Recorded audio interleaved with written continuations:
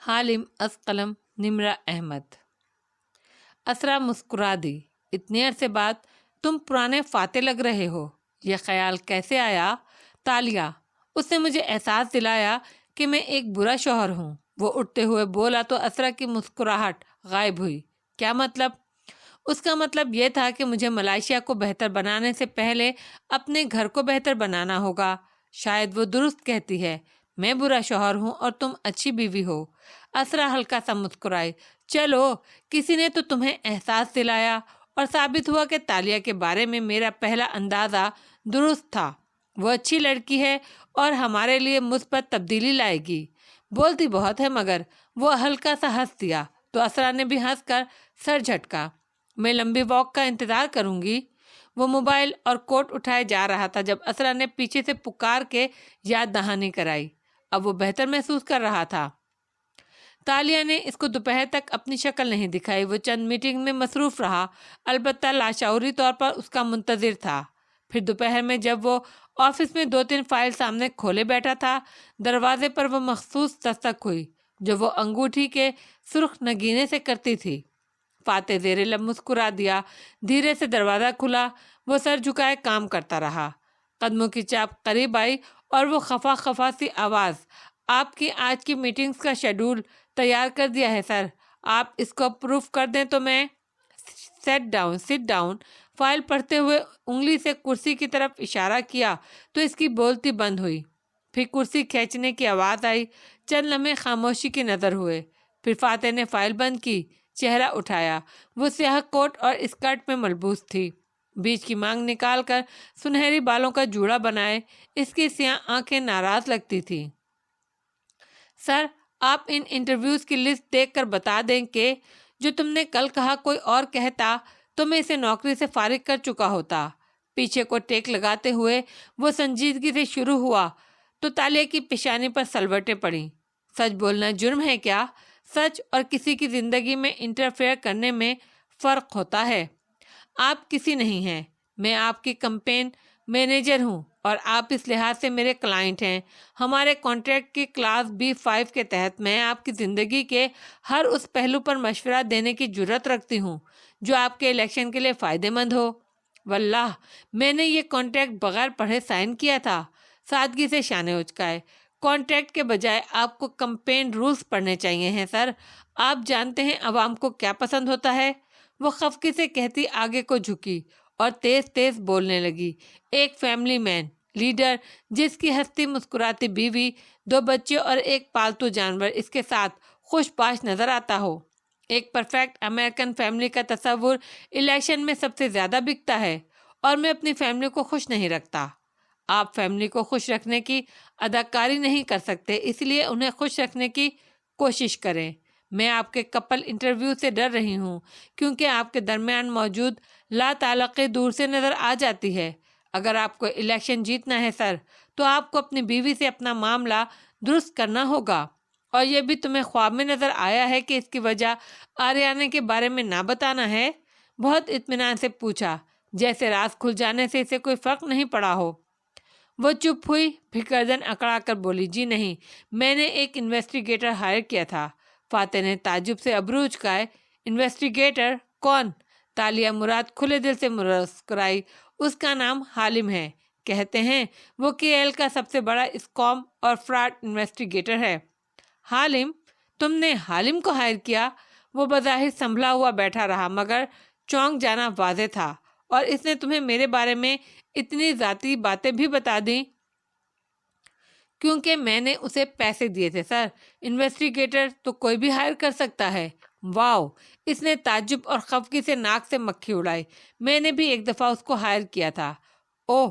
اور آپ کو لگا وہ آپ کا لحاظ کرے گا؟ نہیں سر، اسے ہائر کرنا اسے خریدنے کے مترادف نہیں ہے۔ کل کو صوفیہ رحمان نے اسے ہائر کیا تو؟ اچھا، ٹھیک ہے۔ ہاتھ اٹھا کر اسے چپ کرایا۔ چند منٹ خاموشی کی نظر ہو گئے۔ وہ چپ بیٹھا ہاتھ میں قلم گھماتا رہا اور وہ خاموشی سے اس کے چہرے کے اتار چڑھاؤ دیکھے گئی۔ یہ سچ ہے کہ میری بیٹی اس روز… وہ رک گیا، سر جھٹکا، جیسے اس ذکر سے ابھی تک تکلیف ہوتی تھی۔ اس روز؟ سر، یہ آپ کا ذاتی معاملہ ہے، آپ میرے آگے جواب دہ نہیں ہیں۔ दोहराई से वो कहती उठ खड़ी हुई। आप सिर्फ असरा को जवाब दे हैं। फातिह ने नज़र उठाकर इसे देखा। और तुम्हें लगता है वो ये सुनकर मुझे माफ़ कर देगी? शायद हमारे दरमियान चीज़ें मज़ीद ख़राब हो जाएं। सच आज़ाद करता है, और वो आपको माफ़ करें या ना करें, आप इस झूठ की ग़ुलामी से आज़ाद ज़रूर हो जाएंगे। और जब झूठ निकल जाता है तो बरकत खुद ब खुद वापस आ जाती है। वो कहकर जाने लगी तो वो इसे पुकार उठा, ताशा। वो रुकी और धीरे से पलटी। जी सर, अगर मुझे एक अच्छी और लंबी वॉक पर जाना हो जहाँ कोई मुखल ना हो तो तितलियों वाले पार्क में जाइए सर। वहाँ आपको प्राइवेसी मिल जाएगी, और मैं इंतज़ामिया से कह दूंगी कि वो आपके और असरा के करीब आम शहरियों को नहीं आने देंगे। सिक्योरिटी भी दूर रहेगी ताकि आप डिस्टर्ब ना हो। मैं इंतज़ाम करती हूँ। वो सारी बात समझकर जिम्मेदारी से कहती दरवाजे की तरफ बढ़ गई। फातिह मध्यम सा मुस्कुरा दिया। बाहर आकर तालिया ने गहरे गहरे सांस लेकर सीने पर हाथ रखकर खुद को नॉर्मल करना चाहा। अभी कुर्सी पर बैठी थी कि मेज के किनारे पर शहजादी ताशा आ बैठी। सर पर ताज सजाए, अपने कामदार मैक्सी फूलों की तरह फैलाए वो सुनहरे घुंघराले बालों वाली शहजादी गुस्से से इसे घूर रही थी। तुम उसकी और असरा की डेट अरेंज कर रही हो? उफ तालिया, वो तुम्हारा है, तुम उसे कैसे असरा को दे सकती हो? स्याह कोट वाली सादा सी तालिया ने उदासी से इसे देखा। वो मेरा कभी नहीं था। मगर अच्छा था ना, वो असरा से दूर रहता था। तुम दोनों के दरमियान फासले बढ़ा सकती थी, फिर इतनी अच्छी बनने की क्या ज़रूरत है? अंदर की शहजादी जिद हो रही थी। मैंने सारी उम्र धोखे से चीज़ें ली हैं ताशा, मगर अब मैं बहुत मेहनत से इस ज़िंदगी को पीछे छोड़ आई हूँ। मैं किसी औरत से उसका शौहर बेईमानी से नहीं छीनूंगी, इसलिए अब तुम खामोश रहो। सर झटका और अपने अंदर से बगावत करती शहजादी को खामोश करा दिया। फिर फ़ोन उठाकर सिक्योरिटी को काल मिलाने लगी। बदिक्कत खुद को हसद की तरफ जाने से उसने रोक रखा था। वो हसद जो उबल उबल कर इसको अंदर से जला रहा था। तितलियों के चमन के एल का एक खूबसूरत पार्क था जो आम पार्क से इस तरह मुख्तलिफ था कि इसमें तंग रास्ते बने थे जिनको दोनों अतराफ से दरख्तों और सब्ज बेलों ने ढांप रखा था। अंदर कतार में बहुत से ग्रीन हाउसेस थे जिनके ऊपर कनोपी की तरह शीट से छतें बनाई गई थीं। वहाँ हर जगह तितलियाँ उड़ रही थीं, 200 से ज़ायद रंगों और नस्लों की छोटी बड़ी तितलियाँ, गोया वो कोई तितलियों की जन्नत हो। वो दोनों रोश पर चलते आगे निकल आए थे। रोश तंग थी और दोनों अतराफ में रीलिंग बनाकर इस पर सब बेलों की चादर चढ़ाई गई थी। इनके पत्तों पर जा बजा तितलियाँ बैठी थी। असरा का मूड वहाँ आते ही खुशगवार हो चला था। वो बाजू करांग पहने, सर पर स्याह स्टोल लिए, मुस्कुराती हुई पत्तों से हाथ सरसराते हुए गुजर रही थी। हम कितने अरसे बाद खुली फिजा में यूं साथ निकले हैं। वो जेबों में हाथ डाले, टाई ढीली किए साथ साथ कदम उठा रहा था। कोट कार में रखा था और सफ़ेद शर्ट के आस्तीन पीछे को मोड़ लिए थे। हाँ, हर मसले और जिम्मेदारी से आज़ाद। ये कितनी खूबसूरत है। वो दोनों लकड़ी के पुल के दहाने पर थे जब असरा रुकी और एक पत्ते से उंगली के पोरों पर तितली उठाई। सब्ज और स्याह तितली फौरन से इसकी हथेली पर आ बैठी। असरा मुस्कुरा दी। वो वहीं खड़े उसे देखे गया। लकड़ी का पुल तंग था, दोनों तरफ से सब बेलों से ढका हुआ, जो ऊपर जाकर मिल जाती थी। नीचे झरना बह रहा था जिसमें तैरती रंग बिरंगी मछलियां यहाँ से नजर आ रही थीं। पुल के किनारे वो दोनों खड़े थे। वो तितली को हथेली पर उठाकर खड़ी और वो इसे उदासी से देख रहा था। कोई तरीका काम नहीं करेगा सिवाय सच के। असरा ने चौंक कर सर उठाया, फिर इसकी आंखों को देखकर ठटकी। क्या? इस वक्त को कोई फ़ायदा नहीं, ना ही साथ वक्त गुजारने का। अगर मैंने सच ना बोला तो हम कभी अपने दरमियान की ये बेबरकती ख़त्म नहीं कर सकेंगे। कौन सा सच? असरा, वो बोला तो आवाज़ थकी हारी और ज़ख्मी थी। हमारे दरमियान एक झूठ आ गया था जो हमारी ज़िंदगी की सारी बरकत ले गया, जो अब मैं तुम्हें बताने जा रहा हूँ। वो सच हर चे के असली हालत पर नहीं ला सकेगा, मैं जानता हूँ, मगर अब ये राज भारी हो गया है।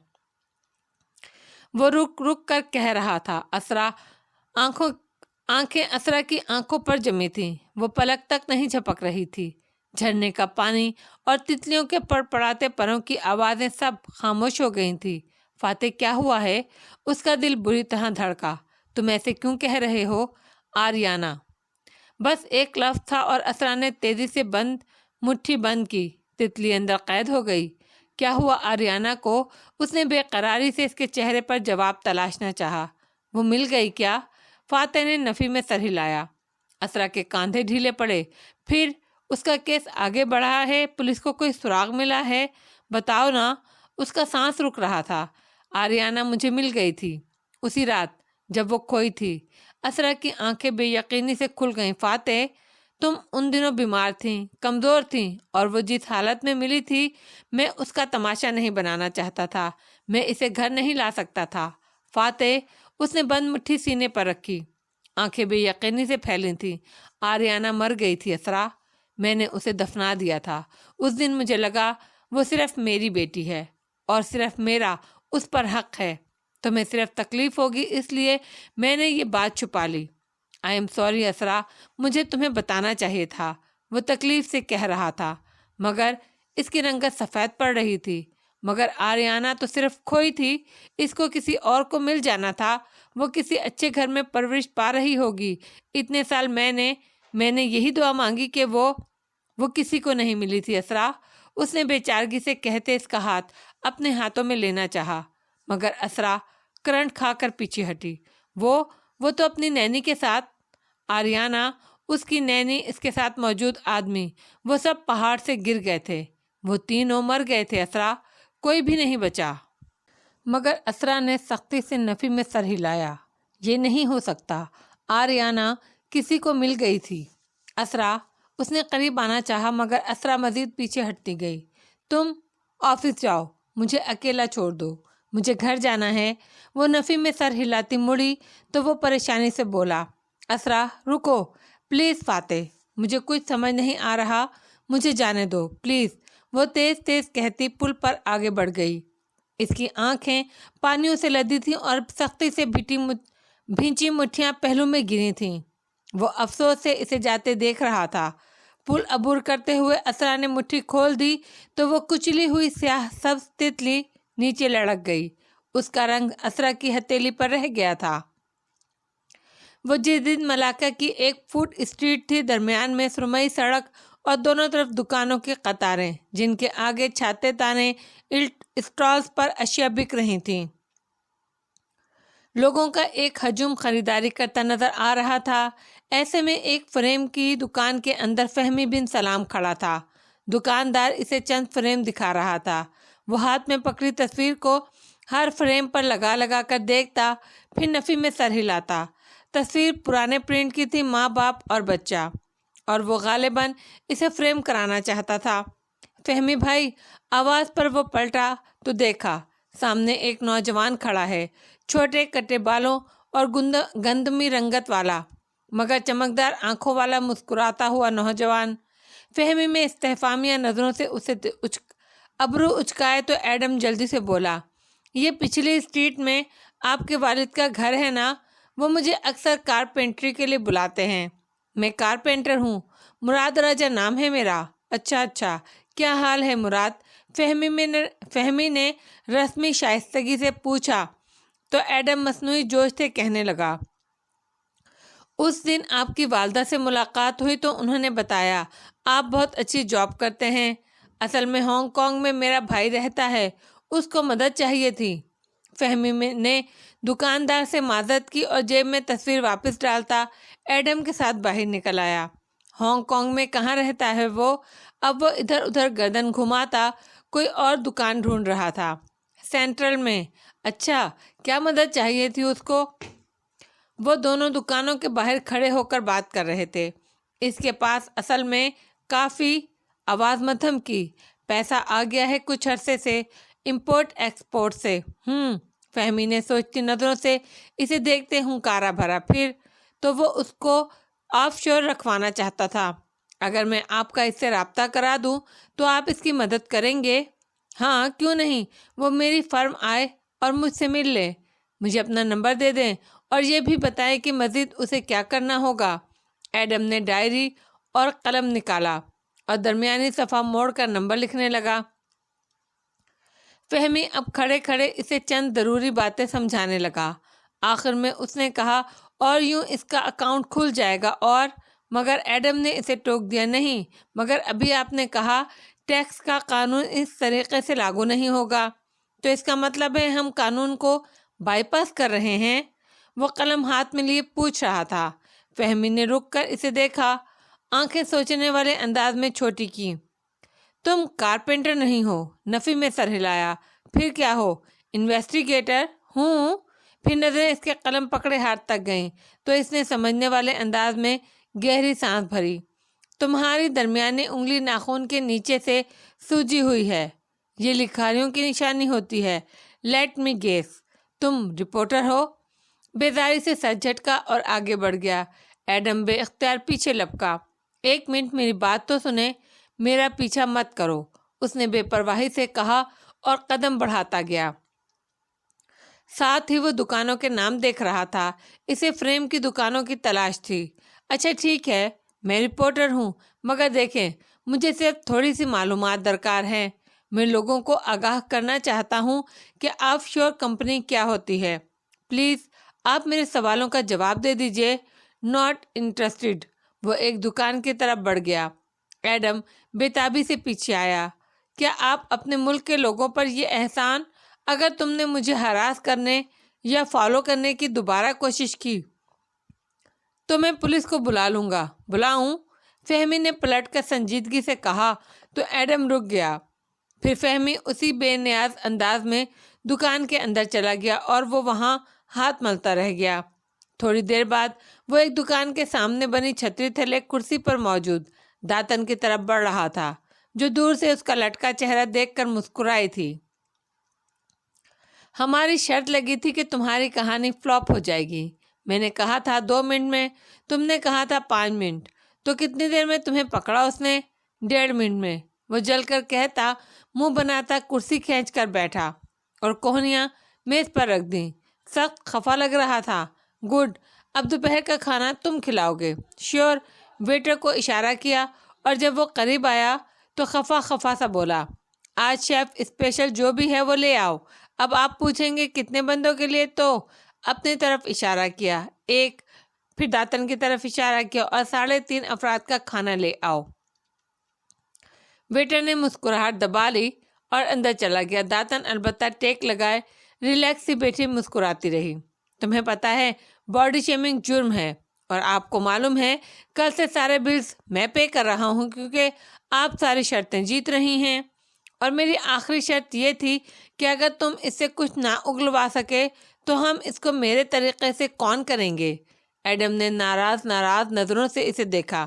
اور اگر میں پھر بھی کامیاب نہ ہوا تو گوگل سے معلومات لے کر لکھ لینا، وہ تو ہر کوئی لکھ لیتا ہے، پھر تو ہر کوئی رپورٹر بن جائے۔ میری فیچر سٹوری میں کچھ تو انوکھا ہونا چاہیے۔ لیکن پھر کسی خیال سے اس کا چہرہ بجھ گیا۔ کیا سوچ رہے ہو؟ داتن نے غور سے اس کے جھکے سر کو دیکھا۔ میں ملاقہ میں مراد راجہ کے خزانے کو ایکسپوز نہیں کر سکا۔ اگر میں اب بھی ناکام ہو گیا تو؟ داتن چند لمحے کچھ نہیں بولی۔ وہ لڑکا کافی دل برداشتہ لگ رہا تھا۔ بتائیے لیانا صابری، میں ایسا کیا کروں کہ اب کی بار میں کامیاب ہو جاؤں؟ تم وہ غلطی مت دہرانا جو تم نے پچھلی بار کی تھی۔ کیا؟ ایڈم چونکا۔ مجھے کیا معلوم، خود غور کرو، کوئی غلطی تو ہوئی ہوگی، کوئی کمزوری، کوئی جھول تو ہوگا نا جس نے تمہیں کمزور کر دیا ہوگا۔ وہ بظاہر بے نیازی سے کہہ کر شانے اچکاتی گردن موڑ گئی۔ ایڈم اچنبے میں گر گیا۔ اس نے کیا غلط کیا تھا بھلا؟ بی این کے دفتر میں فاتح رامدل کے آفس کے سامنے بنے اسٹاف کیبن تقریباً خالی نظر آ رہے تھے، کیونکہ تمام افراد ایک وسطی کیبن کے گرد بیٹھے تھے۔ درمیان میں تالیہ کھڑی تھی اور مصروف سی نظر آتی تیز تیز بول رہی تھی۔ یہ طے ہے کہ ایمان عمر بار بار حملہ کرے گی تو فریدہ، تم اس کی منیر الکلام کو کی گئی ای میل ٹویٹ پر ڈالو گی، اور حاتم، میں نے تمہیں اس کے خاندان کے ناراض افراد اور تمام ناراض دوستوں کو ڈھونڈنے کو کہا تھا۔ جی میم، میں نے 2 کے ویڈیو انٹرویوز کر لیے ہیں اور ہم ان کو شام میں ٹویٹر پر ڈال دیں گے، جن میں وہ بتائیں گے کہ وہ کتنی دوغلی لڑکی ہے۔ گڈ، اس نے 27 سے کہا تو فریدہ تیزی سے بولی، میم ای میلز تو میں ڈال دوں گی مگر لوگ کہہ سکتے ہیں کہ ای میل فیک ہے نا؟ فریدہ، سیاست میں الزام اگلے کا جواب سننے کے لیے نہیں لگایا جاتا، اس کو وضاحتیں دینے میں مصروف کرنے کے لیے لگایا جاتا ہے۔ ہم نے عوام کے ذہن میں صرف شک کا بیج بونا ہے، آگے اپنی رائے وہ خود قائم کریں گے۔ وہ ہدایات دے رہی تھی جب کنکھیوں سے لفٹ سے نکلتا فاتح دکھائی دیا۔ 2 گارڈ عقب میں تھے اور وہ ان کے آگے چلتا اپنے آفس کی طرف جا رہا تھا۔ وہ غالباً تتلیوں والے پارک سے واپس آ رہا تھا۔ اس کا چہرہ اتنا خاموش لگ رہا تھا کہ اس کے دل کو کچھ ہوا۔ میں باس سے ایک سائن کرا لوں؟ You guys get to work. اس نے ایک خالی فائل اٹھائی اور محفل برخاست کر دی۔ فاتح آفس کے اندر جا چکا تھا۔ وہ بےتابی سے پیچھے آئی۔ سر، دروازے سے اندر قدم رکھا تو وہ سنجیدہ چہرے کے ساتھ اپنی کرسی سنبھال رہا تھا۔ مجھے کافی چاہیے تاشا۔ وہ مصروف سے انداز میں اپنے کاغذات الٹ پلٹ کر رہا تھا۔ چہرے پر کوئی خوشی، کوئی جوش، کچھ بھی نہیں تھا۔ اسرا کے ساتھ ملاقات ناخوشگوار رہی، وہ سمجھ گئی، مگر وان فاتح نے ایک دم اپنے گرد دیوار اتنی بلند کر دی تھی کہ وہ کچھ کہہ نہیں سکی۔ Okay sir. الٹے قدموں واپس پیچھے مڑی اور دروازہ بند کر دیا۔ میرا مشورہ غلط نکلا، کہیں میں نے اسے نقصان تو نہیں پہنچا دیا؟ دل میں ایک دم دکھ سا بھر گیا۔ وہ ظالم شہزادی اب آس پاس کہیں بھی نہیں تھی جو کہتی تھی کہ فاتح کو اسرا سے چھین لو۔ یہ طے تھا کہ اگر اس کا گھر ٹوٹا تو وہ خود بھی خوش نہیں رہے گی۔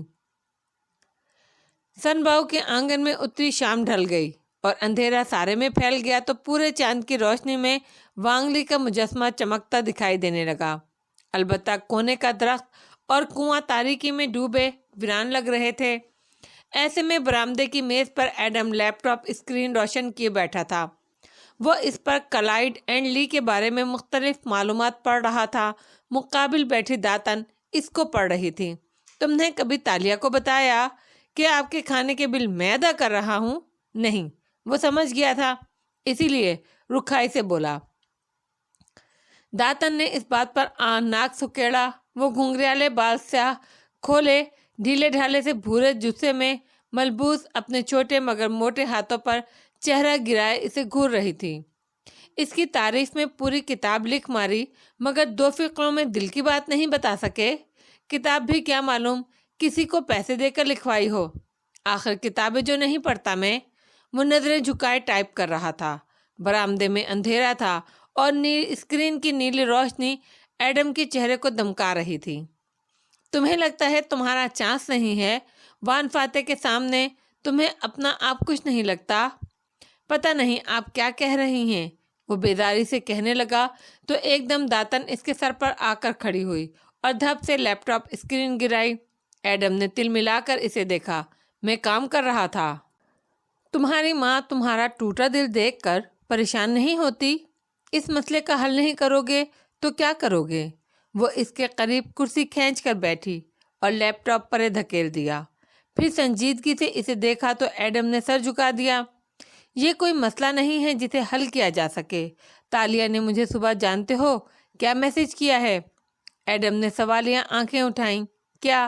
وہ اسرا اور فاتح کے درمیان کی سرد دیوار پگھلانے کی کوشش کر رہی ہے، حالانکہ انہیں ایسا نہیں کرنا چاہیے۔ خود غرض بن جائیں اور فاتح صاحب کو چھین کر حاصل کر لیں۔ تم کیوں نہیں خود غرض بن جاتے؟ وہ سنجیدگی سے بولی تو ایڈم نے نظریں صحن کی طرف موڑ لیں۔ اس کی آنکھیں کنویں پر ٹھہر گئیں۔ داتن نے دیکھا کنویں کی ساری ویرانی اس نوجوان کی آنکھوں میں بھر گئی تھی۔ میں تالیہ کی خوشی چاہتا ہوں اور ان کی خوشی وان فاتح کے ساتھ میں ہے۔ اگر وہ اپنی خوشی سے فاتح کو اسرا کے سپرد کر دے تو وہ ایسا کیوں کریں گی؟ کیونکہ ایک بات تم سب جانتے ہو کہ قدیم ملاقہ میں فاتح کو بہت کچھ ہوا تھا سوائے محبت کے۔ وہ تالیہ کی محبت میں کبھی بھی گرفتار نہیں ہوا، اسے وہ پسند تھی۔ ان دونوں میں دوستی ہو گئی اور انہوں نے ساتھ کام کیا تھا، لیکن وہ وقت کے 3 سوال جاننے سے پہلے تک تالیہ کو چھوڑ دینے پر راضی تھا۔ میں مانتا ہوں کہ انہیں چہ تالیہ سے محبت نہیں ہوئی تھی، لیکن اب تو ہو سکتی ہے نا۔ وہ ہنوز اداسی سے کنویں کو دیکھ رہا تھا۔ انہیں اپنے رشتے کو ایک بھرپور چانس دینا چاہیے۔ تم نے سنا نہیں میں کیا کہہ رہی ہوں؟ وہ اسرا کو فاتح سے ملانا چاہ رہی ہے۔ یہ اس کا اپنا فیصلہ ہے، مگر وہ دونوں ابھی تک ملے تو نہیں ہیں نا۔ چہ تالیہ کی امید ابھی بھی زندہ ہے، اور اگر وہ مل جائیں تو تمہاری امید زندہ ہو سکتی ہے۔ ایڈم نے نظریں پھیر کر اسی ویرانی سے داتن کو دیکھا۔ آپ مجھے ایسے امید نہ دلائیں جو پوری نہ ہو تو میرا دل پھر سے ٹوٹ جائے۔ میں نے بڑی مشکل سے خود کو سمجھایا ہے کہ میں ان کے قابل نہیں ہوں۔ وہ مجھ سے بہت بہتر ڈیزرو کرتی ہیں، تم سے بہتر۔ فاتح رامدل جیسا سیلیبریٹی، کیونکہ آخر میں ہے تو وہ ایک فین گرل نا۔ اس کے انداز پر ایڈم خفیف ہوا۔ وہ مجھ سے بہت اوپر ہیں، اور اگر تم اس اسٹوری کو لکھ لو۔ انگلی سے بند لیپ ٹاپ کی طرف اشارہ کیا۔ مجھے نہیں معلوم اس میں کیا ہے جو لکھنا ہے، لیکن اگر تم کوئی دنیا کو ہلا دینے والی کہانی لکھ ڈالو تو تم بھی راتوں رات سیلیبریٹی بن سکتے ہو ایڈم۔ ہاں؟ اس نے حیرت سے داتن کو یوں دیکھا جیسے اس کا دماغ چل گیا ہو۔ داتن کو البتہ اپنی ہی بات نے لطف دیا تھا۔ سوچو ایڈم، وہ آنکھوں کو گھما کر مزہ لیتے ہوئے بولی، تم ڈیزائنرز ویئر پہنو گے، انٹرویوز دو گے، اپنی کتابوں کی رونمائی کی تقاریب میں آٹوگراف سائن کرو گے، فینس تمہارے گرد جھمگٹا لگائے ہوں گے، اور آپ مجھے اتنے بڑے بڑے خواب کیوں دکھانا چاہتی ہیں؟ مشکوک نظروں سے اسے دیکھا۔ کیونکہ تم وہ واحد انسان ہو جو تالیہ کا ماضی اور مجرمانہ زندگی جاننے کے بعد بھی اسے چہ تالیہ کہہ کر عزت سے پکارتے ہو۔ تمہیں اس سے محبت اس کو جاننے کے بعد ہوئی، اس لیے میں نہیں چاہتی کہ وہ تمہیں کھوئے۔ تم مجھ سے ایک وعدہ کرو گے کہ اگر فاتح اسرا کی طرف چلا جائے تو تم تالیہ کو پانے کی کوشش کرو گے؟ میں کوشش کروں گا، اس نے مجھے دل سے کہا تو داتن مسکرا دی۔ Good boy. تالیہ نے مجھے بتایا تھا کہ تم ملاقہ میں بھی کتنی جلدی اس کی دائیں ہاتھ کاٹنے والی دھمکی سے ڈر جاتے تھے۔ چہ تالیہ نے آپ کو اتنی باریک بینی سے ساری کہانی سنائی؟ ایڈم نے آنکھوں کی پتلیاں سکیڑ کر غور سے اسے دیکھا۔ دوست ہوں اس کی، اس کا فرض تھا کہ سنائے۔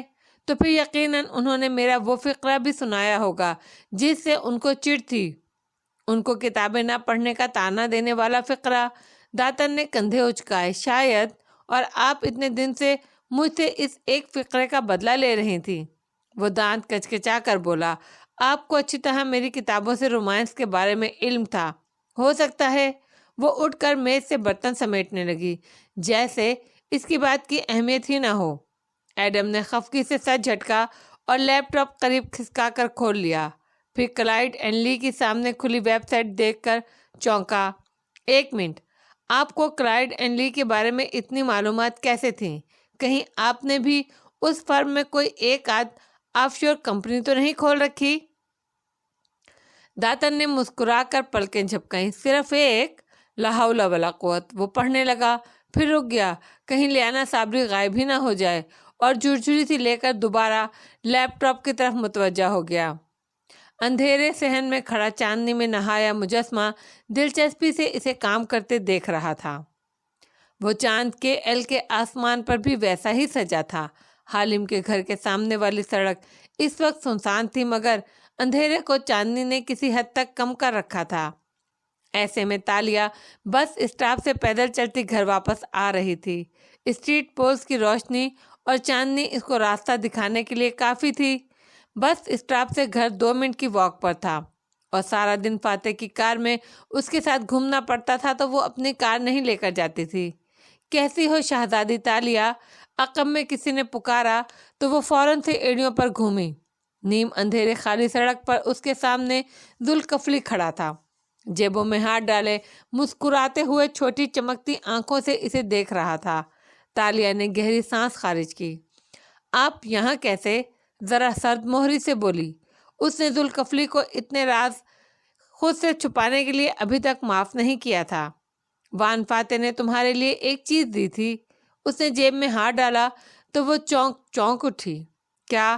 کب؟ پھر خیال آیا، جب وہ آپ کے پاس آئے تھے اس رات۔ آپ مجھے اب بتا رہے ہیں؟ کیونکہ اب تم یہ لینے کے لیے تیار ہو۔ ذوالکفلی قریب آیا اور مٹھی میں پکڑی پرچی لہرائی۔ یہ کوئی پیغام ہے جس کا مطلب صرف تم سمجھ سکتی ہو۔ تالیہ نے ہاتھ بڑھایا تو ذوالکفلی نے مٹھی بند کر کے ہاتھ کمر کے پیچھے کر لیا۔ لیکن میں تمہیں یہ کیوں دوں؟ اس کا ہاتھ فضا میں رہ گیا۔ اس نے اچنبھے سے اسے دیکھا۔ کیونکہ یہ میرے لیے ہے تو آپ کو اسے مجھے دینا چاہیے، یہ آپ کا اخلاقی فرض ہے۔ لیکن میں تو اخلاقیات اور ایمانداری سے نابلد ایک چور ہوں۔ وہ مسکرایا۔ تالیہ نے مشکوک انداز میں پتلیاں سکیڑیں۔ آپ کو بدلے میں کیا چاہیے؟ کچھ چاہیے ہے نا؟ ظاہر ہے میں چور ہوں اور مجھے اپنا مفاد ہر شے سے زیادہ عزیز ہے۔ وہ اطمینان سے مسکرایا تو تالیہ نے گہری سانس لی۔ دونوں حالم کے بنگلے کے گیٹ کے سامنے نیم اندھیرے میں کھڑے تھے۔ اوکے، کیا چاہیے آپ کو؟ تمہاری وہ ہیئر پن جو تم قدیم ملاقہ سے لے کر آئی ہو۔ وہ چونکی، ہاتھ بالوں پر رینگ گیا۔ کان کے پیچھے جوڑے میں اس نے سنہری ہیئر پن لگا رکھی تھی جس کا منہ ہرن کے جیسا تھا۔ وہ اس کو ہر روز پہنتی تھی۔ یہ ہیئر پن؟ اچھا، تو اتنے ہفتے گزر جانے کے باوجود آپ نے یہ پرچی اس لیے مجھے نہیں دی کیونکہ آپ میری یہ پن دیکھ چکے تھے۔ میں آپ کے پاس آئی تب بھی نہیں بتایا اور مجھ سے سودا کرنے کا سوچا کیونکہ میرے باپا کی جادوئی چیزیں چرائی نہیں جا سکتی۔ یہ تمہارے لیے بے معنی سی چیز ہے پتری تالیہ، اور آپ کو اس کی ضرورت ہے۔ تمہیں اس کی زیادہ ضرورت ہے۔ اس نے پھر سے پرچی دکھائی۔ تالیہ چند لمحے کو تیکھی نظروں سے اسے دیکھے گئی۔ پھر اس نے سر سے ہیئر پن نوچ کر اتاری اور ذوالکفلی کی طرف اچھال دی۔ اس نے بروقت اسے فضا میں پکڑ لیا اور پھر ستائش سے اوپر اٹھا کر چاندنی میں دیکھا۔ بہت محصور کن۔ تالیہ نے رکھائی سے میری چیز کہتے ہتھیلی پھیلائی تو ذوالکفلی نے پرچی اس پر رکھ دی۔ وہ اندر جانے لگا تو وہ بول اٹھا، میرے پاس تمہارے لیے ایک اور انتخاب بھی ہے۔ مجھے آپ سے اور کچھ نہیں چاہیے، وہ تلخی سے کہہ کر گیٹ کھولنے لگی۔ تم چاہو تو میں اس کی یادداشتیں تلف کر سکتا ہوں۔ لاک کھولتا اس کا ہاتھ تھم گیا۔ وہ بے یقینی سے پلٹی۔ تلف مطلب؟ وہ بوتل جس میں اس کی یادداشتیں محفوظ ہیں، اگر میں چاہوں تو وہ تلف ہو سکتی ہے۔ یوں فاتح رام دل کو کبھی بھی وہ وقت یاد نہیں آئے گا۔ ایک لمحے کو وہ سن رہ گئی، پھر چہرہ غصے سے سرخ ہوا۔ اور میں ایسا کیوں چاہوں گی؟ ہو سکتا ہے کبھی تمہیں لگے کہ وہ ان سب کو یاد کیے بغیر زیادہ اچھی زندگی گزار سکتا ہے، تب شاید تم قربانی دینا چاہو۔ تالیہ مراد کی آنکھیں بھیگنے لگیں اور جبڑے غصے سے بھیج گئے۔ میں ایسا کبھی نہیں چاہوں گی۔ انہیں وہ سب یاد کرنا ہوگا۔ میرے لیے انہیں ان لمحوں کو واپس لانا ہوگا۔ اگر تم کبھی چاہو تو یہ انتخاب تمہارے لیے کھلا رہے گا۔ اس نے سنہری پن جیب میں رکھی اور مڑ گیا۔ تالیہ نے جھنجھلاہٹ اور غصے سے پیر پٹخ دیا۔ وہ اندر آئی اور لاؤنج کی بتی جلائی، پھر چٹ کھول کر دیکھی۔ اس پر فاتح کی لکھائی میں کچھ ہندسے لکھے تھے۔ اب ان کا کیا مطلب تھا؟ وہ بے بسی سے دیکھے گئی۔ اسرا اپنے بیڈ روم کے کونے میں زمین پر بیٹھی تھی، دیوار سے کمر لگائے، گھٹنوں کے گرد بازو لپیٹے۔ وہ اکڑوں بیٹھی تھی، بے آواز روئی جا رہی تھی۔ آنسو تھوڑے سے نیچے ٹپک رہے تھے اور چہرہ ویران لگتا تھا۔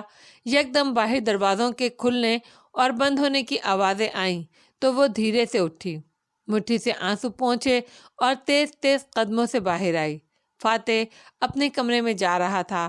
کوٹ بازو پر ڈالے، ٹائی ڈھیلی کیے، وہ تھکا تھکا لگ رہا تھا۔ آہٹ پر پلٹا تو اسے دیکھ کر ٹھٹک گیا۔ سامنے کھڑی اسرا سارا دن کی روئی ہوئی لگتی تھی۔ اس کی ناک اور آنکھیں گلابی ہو رہی تھیں اور ان آنکھوں میں اتنا دکھ تھا کہ فاتح کے کندھے ڈھلک گئے۔ تو ہماری آریانہ اتنے برس پہلے مر گئی تھی فاتح، اور تم مجھے آج بتا رہے ہو؟ اسرا، اسے اس پر ترس آیا۔ تم نے ایسا کیسے کیا فاتح؟ وہ دکھ سے بھولی تو اس نے وضاحت دینی چاہی۔ اسرا، آئی ایم سوری، مجھے تمہیں بتانا چاہیے تھا مگر میں تمہیں پروٹیکٹ کرنے کے لیے۔ تم نے یہ سب اکیلے کیسے برداشت کیا فاتح؟ وہ دونوں مٹھیوں میں بال بھینچتے ہوئے بے بسی سے بولی، تم نے مجھے شریک کیوں نہیں کیا؟ تم تنہا اتنا بوجھ لیے پھرتے رہے اور اتنے سال میں تمہیں اتنی ساری باتیں سناتی رہی۔ تم کیوں کچھ نہیں بولے فاتح؟ اوہ فاتح، تم نے مجھے اتنا ظلم کرنے دیا اپنے ساتھ۔ وہ رک گیا، سارے الفاظ ختم ہو گئے۔ یک ٹک اسے دیکھے گیا، وہ بالکل ٹوٹی پھوٹی سی لگ رہی تھی۔ اسے لگا وہ اسے کبھی معاف نہیں کرے گی، لیکن وہ تو خود کو معاف کرنے کے لیے تیار نہیں لگ رہی تھی۔ فاتح، تم میری ہر بات برداشت کرتے رہے۔ وہ قریب آئی، گویا عقیدت سے اس کے دونوں ہاتھ تھام لیے۔ میں تمہیں آریانہ کے کھو جانے کے لیے ذمہ دار ٹھہراتی تھی۔ میں نے تمہیں آریانہ کو نہ ڈھونڈنے کے لیے مجرم سمجھا۔ تم نے ایک دفعہ بھی مجھے نہیں ٹوکا، میری زبان نہیں روکی۔ میں زہر اگلتی رہی اور تم اسے پیتے رہے، مگر میرے جیسے تلخ نہیں ہوئے۔ وہ دونوں آمنے سامنے کھڑے تھے اور اسرا اس کے دونوں ہاتھ پکڑے اپنا ماتھا جھکائے بے بسی سے روتے ہوئے کہہ رہی تھی، آریانہ کھوئی تو مجھے لگا ہماری فیملی ٹوٹ گئی ہے، وہ نہیں ملی تو مجھے لگا اس کا خیال رکھنے والا باپ بھی کھو گیا ہے، اور جیسے تم آریانہ کی حفاظت نہیں کر سکے، ایسے ہی میری، سکندر اور جولیانہ کی حفاظت نہیں کر سکو گے۔ اس عدم تحفظ نے مجھے اتنا زہریلا بنا دیا کہ میں اپنی دانست میں تمہیں پہلے جیسا بنانے کے لیے جھنجھوڑتی رہتی تھی۔ یہ خوف کہ میں تم تینوں کو کھو دوں گی، اس نے 6 سال تک مجھے اپنا قیدی بنائے رکھا، اور آج تم نے مجھے حقیقت بتائی تو پہلے مجھے لگا میرا دل بند ہو جائے گا، لیکن اب۔ اس نے آنسوؤں سے بھیگا چہرہ اٹھایا اور فاتح کے ہاتھ چھوڑے، پھر ہتھیلی کی پشت سے گال صاف کیے اور گردن پوری اٹھائی۔ لیکن اب مجھے لگتا ہے میں آزاد ہو گئی ہوں۔ وہ خوف، وہ بے یقینی کہ میری آریانہ زمانے کی ٹھوکروں پر ہوگی، وہ سب بلبلے کی طرح اڑ گئی ہے۔ میں تو ایک بلبلے کی قید میں تھی۔ میری آریانہ دربدر نہیں ہے فاتح، اسے اللہ تعالیٰ نے سنبھال لیا تھا، وہ بہتر جگہ پر ہوگی۔ تم جانتے ہو میں 6 سال بعد سکون میں آئی ہوں فاتح، میری آریانہ بہتر جگہ پر ہوگی۔ آنسو پھر سے گرنے لگے تو فاتح نے دھیرے سے اسے خود سے لگا لیا۔ آئی ایم سو سوری اسرا، تم نے کیسے اکیلے برداشت کیا آریانہ کا غم، میری باتیں۔ اوہ فاتح، میں نے تمہارے ساتھ کتنا ظلم کیا، وہ اس کے کاندھوں پر سر رکھے روتے ہوئے کہہ رہی تھی۔ میں نے اتنا دکھ دیا تمہیں، میں نے اتنا پریشان کیا تمہیں، تمہارا جھوٹ ہمارے درمیان نہیں آیا تھا، میری تنگ دلی آ گئی تھی۔ آئی ایم سو سوری فاتح، وہ اس سے معافی مانگ رہی تھی، بار بار آنسوؤں میں، سسکیوں میں، اور وہ دم بخود۔ اسے لگتا تھا جیسے اس سچ کی وجہ سے وہ اسے چھوڑ دے گی، مگر یہ سچ ان دونوں کے درمیان ساری دیواریں پگھلا رہا تھا۔ ہم آریانہ کی قبر پر جائیں گے فاتح۔ کچھ دیر بعد وہ دونوں کچن میں میز پر بیٹھے تھے اور وہ اسے چاول نکال کر دیتے ہوئے تہہ کر رہی تھی۔ اس کا ناک سرخ اور گلابی آنکھوں والا چہرہ اب دھلا دھلایا تھا، جیسے بارش کے بعد سب صاف ہو گیا تھا۔ مجھے اپنی آریانہ کی آخری آرام گاہ دیکھنی ہے، مجھے اس کا چہرہ بھی دیکھنا تھا۔ وہ پھر سے غمزدہ ہوئی، اسی لیے میں کسی کو نہیں بتا سکا۔ تم اس کا چہرہ دیکھے بغیر بے چین رہتی اور میں اس کو دکھا نہیں سکتا تھا۔ وہ چاول چھوڑ کر اس کا ہاتھ دباتے ہوئے نرمی سے کہہ رہا تھا، میں نے اس کی ناچ دیکھ کر ہی فیصلہ کر لیا تھا کہ کوئی اس کو نہیں دیکھے گا۔ مجھے لگا تھا کبھی یہ خبر آئی کہ آریانہ اس روز مر گئی تو میں مر جاؤں گی۔ میں نے اس خیال سے ہر روز آنکھیں چرائی، مگر آج میرے غم کو قرار مل گیا ہے، اور فاتح، میں خوف سے آزاد ہو گئی ہوں۔ اس نے کرسی کی پشت سے سر ٹکایا، آنکھیں موند لیں، وہ نرمی سے مسکرایا۔ ہم ان پہاڑوں میں دوبارہ جائیں گے اور آریانہ کی قبر دیکھیں گے۔ میں ہر سال جاتا ہوں، وہاں میں نے ایک درخت اگایا تھا جو اب قدرے قداور ہو گیا ہے۔ کچن کی کھڑکی سے دیکھو تو وہ دونوں میز پر ساتھ ساتھ بیٹھے نیم روشن کچن میں رات کے اس پہر دھیمی آواز میں باتیں کرتے دکھائی دے رہے تھے۔ اسرا کبھی رونے لگ جاتی، کبھی مسکرا دیتی۔ وہ نرم مسکراہٹ اور زخمی دل سے آریانہ کی باتیں سن رہا تھا، دہرا رہا تھا۔ صبح اتنی چمکیلی اور روشن طلوع ہوئی کہ فاتح بن رامدل کے گھر کی ساری کھڑکیاں روشنی کو اندر بہا لے آئیں۔ اس کا کمرہ بھی آج پہلے سے زیادہ منور لگ رہا تھا۔ وہ آئینے کے سامنے کھڑا ٹائی باندھ رہا تھا، اس حال میں کہ دل ہلکا اور لبوں پر مسکراہٹ تھی۔ جب عکس میں پیچھے کام کرتی اسرا دکھائی دی، स्लीपिंग सूट पर बाल गोल मोल बांधे वो उठते साथ ही कामों में लग गई थी। क्या कर रही हो सुबह ही सुबह? वो नोट बांधते हुए मुस्कुराकर बोला तो वो जो एक बॉक्स में चीजें डाल रही थी मसरूफ से अंदाज में गोया हुई। मैं चाहती हूँ तुम अपनी ये खुद साख्ता जिला वतनी छोड़ दो और हमारे कमरे में वापस आ जाओ। इस कमरे में तुम रात देर तक काम करने के लिए तो शिफ्ट हुए थे, और हमारी लड़ाइयों की वजह से फाते ने चोट की। अब नहीं होंगी ना लड़ाइयाँ? वो आस्तीन ने ऊपर चढ़ाए इसका सामान पैक कर रही थी। ढीले जूड़े से 2 लटें निकलकर गालों पर झूल रही थी और वो उसे मजीद दिलकश बना रही थीं। बढ़ती उम्र और 2 बच्चों के बावजूद वो आज भी एक हसीन और फिट औरत थी। अगर तुम्हें रात देर तक काम करना हो तो तुम यहाँ आ सकते हो, लेकिन रहोगे तुम अब हमारे कमरे में? हमारे पर जोर देकर बोली और बॉक्स उठा लिया। मैं नहीं चाहती कि अब हम अपने दरमियान में इतने फासले और दीवारें हाइल करें। फिर मुस्कुरा कर इसे देखा। अच्छे लग रहे हो। मेरे वोटर्स भी यही कहते हैं। उसने टाई कसी और बेनियादी से मुस्कुराकर कफ लिंक पहनने लगा। वो बॉक्स उठाए सामने आई और इसे मुखातिब किया। सूफिया रहमान हमारी मुजरिम है फाते। वो संजीदा थी। फाते चौंक कर मुड़ा तो देखा असरा की आंखों में फिर से तकलीफ उभर आई थी।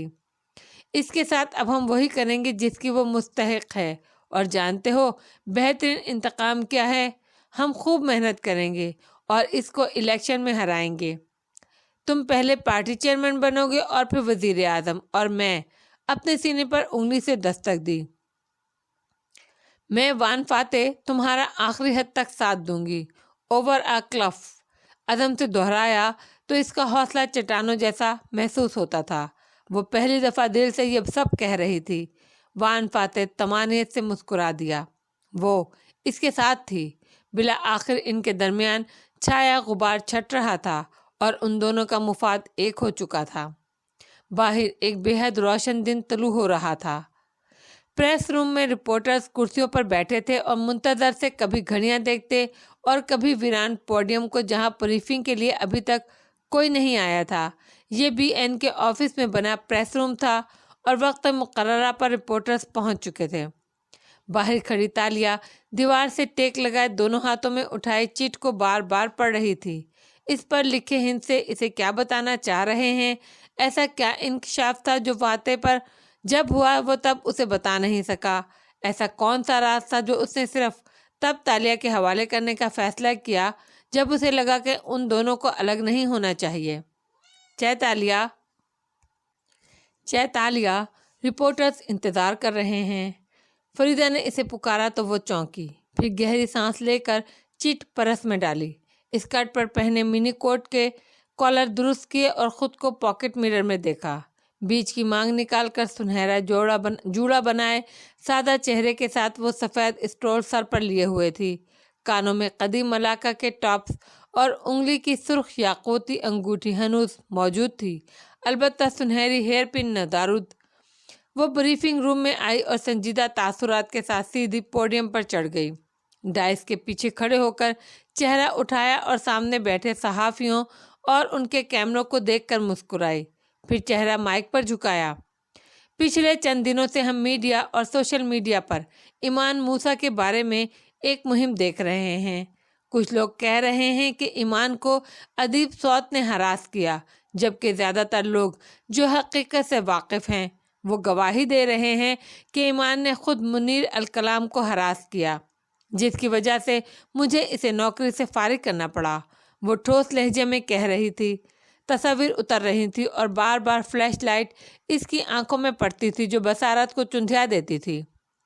आज बहुत अफसोस से मुझे ये कहना पड़ रहा है कि ईमान ने एक गलत इल्ज़ाम लगाकर मी टू की इस मुहिम को, जो दुनिया भर में मजलूम ख़वातीन और मर्दों की आवाज़ बन रही थी, न सिर्फ नुकसान पहुंचाया और ख़ुद को तमाशा बनाया, बल्कि उन औरतों की भी तौहीन की जो हर रोज़ हकीकतन हरास की जाती हैं, मगर हर हरासमेंट के ख़िलाफ़ खड़ी होने पर लोगों की मुतवक्का बातों से डरती हैं। वो बुलंद आवाज़ में दाएं से बाएं रिपोर्टर्स पर निगाहें दौड़ाती कह रही थी, हरासमेंट होती है, ये एक हकीकत है। अलबत्ता ईमान ना तो ईमेल पेश कर सकी ना कोई दूसरा सबूत। مگر اکثر ہراسمنٹ کیسز میں ثبوت واقعی نہیں ہوتا۔ ایسے میں ہم کس پر اعتبار کریں؟ تو صاف جواب ہے، ہمیں الزام لگانے والوں کی کریڈیبلٹی دیکھنی ہوتی ہے۔ اور افسوس، میرے پاس جو ڈاکومنٹ ہیں وہ اس بات کی تصدیق کرے گا کہ ایمان ایک عادتاً اور پیشہ ور وسل بلور ہے۔ تالیہ نے مڑتے ہوئے ننھے ریموٹ کا بٹن دبایا تو دیوار پر لگی پروجیکٹر اسکرین چمک اٹھی۔ اس پر ایک ڈاکومنٹ دکھایا جانے لگا جس کی چند سطور ہائی لائٹ کی گئی تھی۔ رپورٹرز گنزریں اونچی کر کے دیکھنے لگے۔ تالیہ اب اسکرین کی طرف اشارہ کر کر بتا رہی تھی، ایمان اس سے پہلے جہاں کام کرتی تھی وہاں بھی ان کو اسی وجہ سے نکالا گیا تھا، کیونکہ انہوں نے ایک کولیگ کو دھمکی دی تھی کہ وہ وسل بلور بن کر اس کے خلاف ہراسمنٹ کی مہم چلائیں گی۔ انہوں نے یہی کام یہاں بھی کیا۔ اس کاغذ کے بعد کسی کو شک نہیں ہونا چاہیے کہ کون جھوٹ بول رہا ہے اور کون سچ۔ کمرے میں دبی دبی جوشیلی لہر اٹھی۔ رپورٹرز تیز تیز لکھنے لگے۔ ایک دم سارا کھیل الٹ گیا تھا۔ وسل بلور اس شخص کو کہا جاتا ہے جو اپنے ہی ادارے کے اندر کسی کریش یا ناجائز کام کی نشاندہی کرتا ہے، لیکن دنیا بھر میں پھر کسی وسل بلور کی بات تب تک نہیں مانی جاتی ہے جب تک یہ معلوم نہ ہو جائے کہ وہ عادی وسل بلور ہے۔ اگر وہ پہلے بھی کسی ادارے کے ساتھ یہ کر چکا ہے تو وہ اس کی ساکھ وہیں راکھ کا ڈھیر بن جاتی ہے، اور اسے عدالت میں بھی ایک بلیک میلر سے زیادہ کچھ نہیں سمجھا جاتا۔ بی این کے اسٹافرز اب اس ڈاکومنٹ کی کاپیاں ایوان میں موجود صحافیوں میں بانٹ رہے تھے۔ صحافیوں کا جوش مزید بڑھ چکا تھا۔ تالیہ باہر نکلی تو اسٹاف ممبرز اس کو مبارکباد دینے لگے، مگر وہ مغموم مسکراہٹ کے ساتھ آگے بڑھ گئی۔ کل سے اس کا دل یوں ہی اداس تھا، کیونکہ کل تک وہ اداس نظر آیا تھا۔ البتہ اب اس نے فاتح کے آفس کے دروازے سے اندر جھانکا تو وہ خوشگوار موڈ میں لیپ ٹاپ پر کوئی کام کرتا دکھائی دے رہا تھا۔ اسے دیکھ کر مسکرایا اور اندر آنے کا اشارہ کیا تو تالیہ کے چہرے پر حیرت بکھر گئی۔ آپ خوش لگ رہے ہیں۔ وہ اندر آئی اور پیچھے دروازہ بند کیا۔ تم نے ٹھیک کہا تھا۔ اس نے لیپ ٹاپ پر ہٹایا اور یوں بتانے لگا جیسے کسی دوست سے جلد از جلد شیئر کرنے کی بے چینی ہو۔ ہمارے درمیان سے جھوٹ نکل گیا اور یوں لگتا ہے کہ برکت پھر سے آ گئی، یعنی مسز اسرا نے آپ کو معاف کر دیا۔ وہ اسے بغور دیکھتی قریب آئی اور کرسی کے پاس رک گئی، بیٹھی نہیں۔ نہ صرف یہ بلکہ مجھے لگ رہا ہے مجھے پہلے والی اسرا واپس مل گئی ہے۔ تاشا، میں اتنے سال بعد آج کتنا مطمئن اور خوش محسوس کر رہا ہوں خود کو، تم اندازہ نہیں کر سکتی۔ اس کا چہرہ دمک رہا تھا۔ جیل سے بال دائیں طرف کو جمائے وہ سیاہ سوٹ میں ملبوس وجیح سا سیاستدان واقعی بے حد خوش لگ رہا تھا۔ تالیہ مراد اسے دیکھے گئی۔ اس کے اندر بہت کچھ بجھ گیا تھا۔ اللہ آپ کو ہمیشہ خوش رکھے سر، دل سے دعا دی مگر خوش دلی سے نہیں۔ لیکن ابھی ہمیں بہت کام کرنا ہے۔ زیادہ خوشی اور اطمینان آ جائے تو انسان جنگیں نہیں جیتا کرتا، یہ تم نے ہی تو کہا تھا۔ وہ اب فائلز ریک سے ایک فائل نکالتے ہوئے کہہ رہا تھا، تم ایک کام کرو، اس رپورٹ کو دوبارہ سے پڑھو، اور پیراگراف 3 میں وہ آپ کی بہن تھی الفاظ تھے یا کیا؟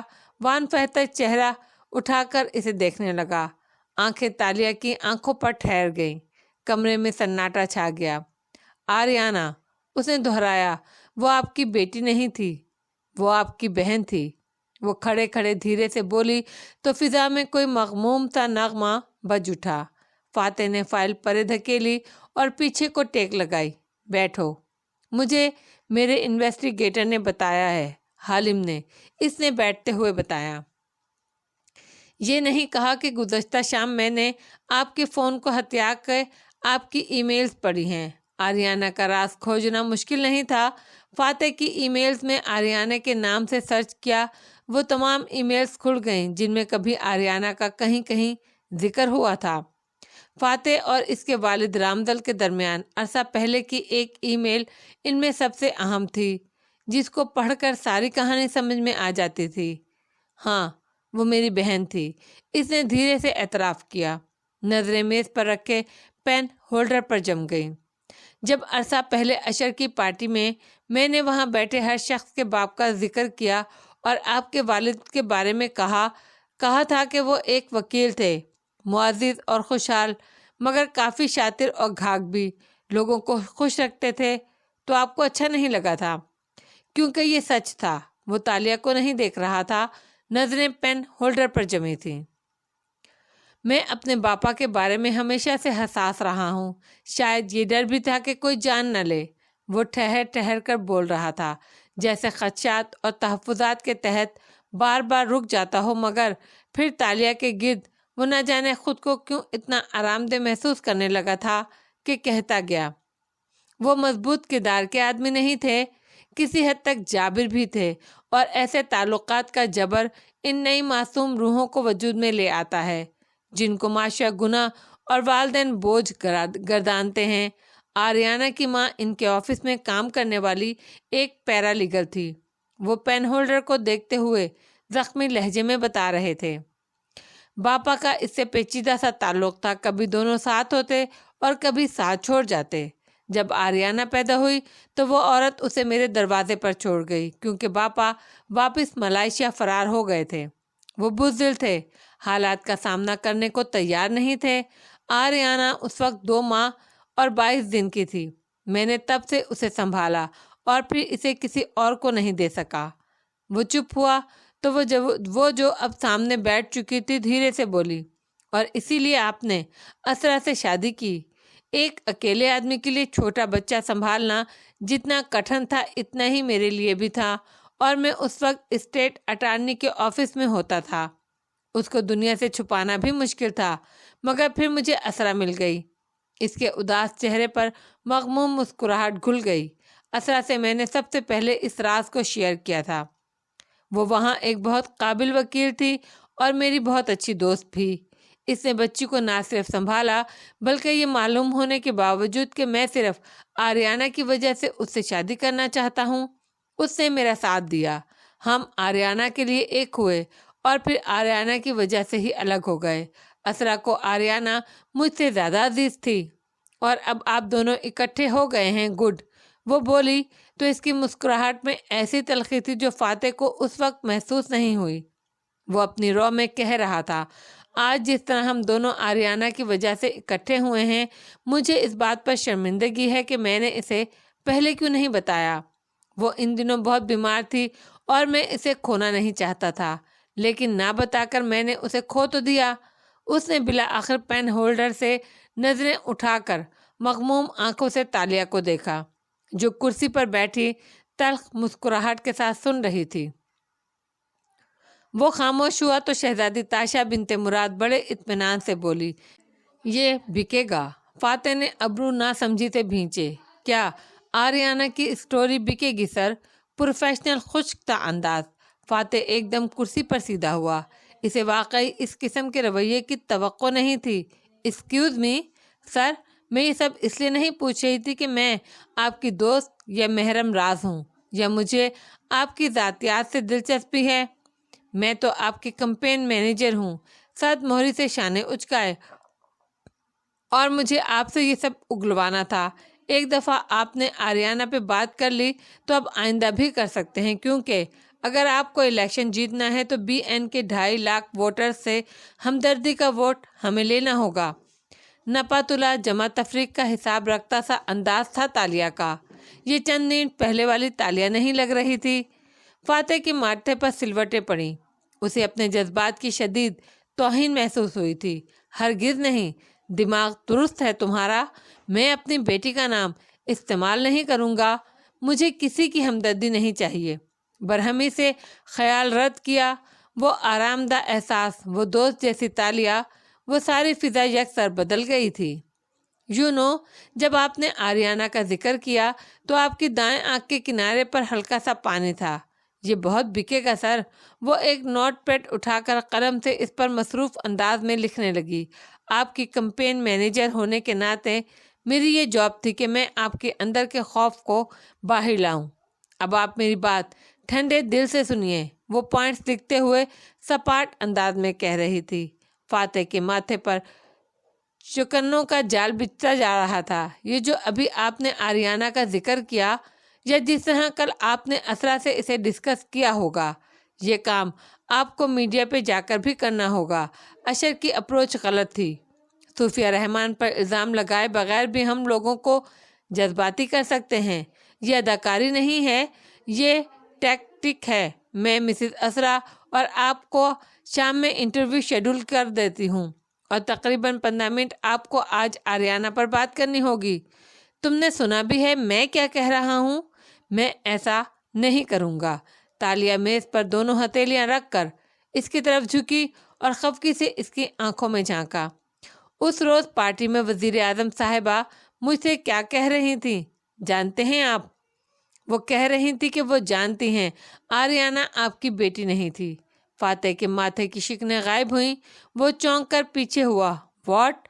اور اگر صوفیہ رحمان یہ جانتی ہے تو وہ اسے ہمارے خلاف استعمال کرے گی، جس کا مطلب ہے سر یہ آپ کا وہ راز ہے جو بوجھ بنتا جا رہا ہے، اور اسی قسم کے کرائسس سے نپٹنے کے لیے سیاست دان کمپین مینیجر ہائر کرتے ہیں، کیونکہ میرے جیسے لوگ غیر جذباتی ہو کر سارے معاملے کو دیکھتے ہیں۔